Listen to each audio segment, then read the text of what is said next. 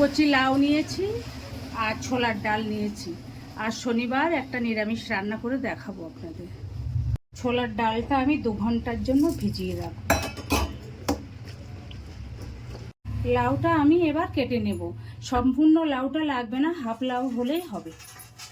ডালটা ফুলে ডবল হয়ে গেছে, এবার মিক্সিং জারে দিয়ে বেটে নেব। আর লাউটা কুটে নিয়েছি, ধুয়ে নিয়েছি, গোটা গোটা করে কেটে নিয়েছি। আর রাঁধুনি বাটা দিয়ে আমি দেখাবো আজ রান্নাটা।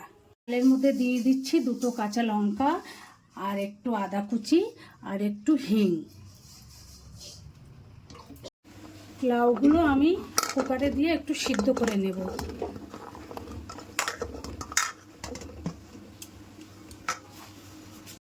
লাউগুলো 2টো সিটি মেরে নেব।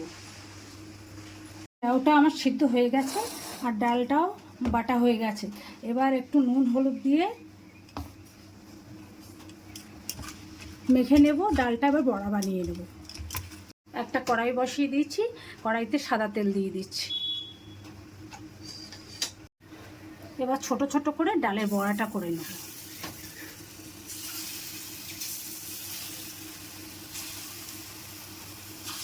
ডালের বড়াগুলো আমি লাল লাল করে ভেজে নিয়েছি, এবার তুলে নিচ্ছি।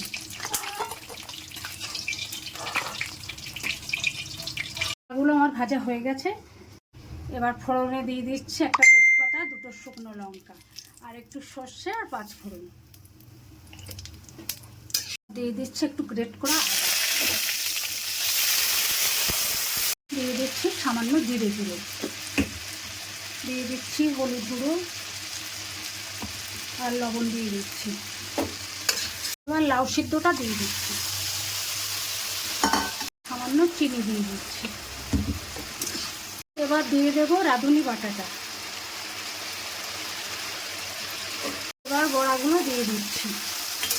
এই রান্নাটা একটু সাদা সাদা হবে, একবার করে খাবেন, খুব সুন্দর হয় খেতে। এবার দিয়ে দিচ্ছি সামান্য জল, জলটা দিয়েই ঢাকা দিয়ে দেবো। ঢাকাটা তুলে নিচ্ছি।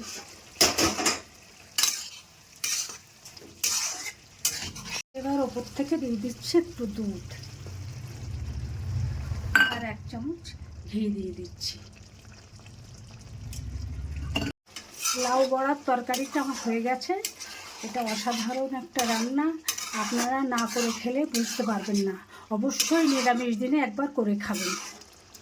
তৈরি হয়ে গেল আমার লাউয়ের টেস্টি রেসিপি।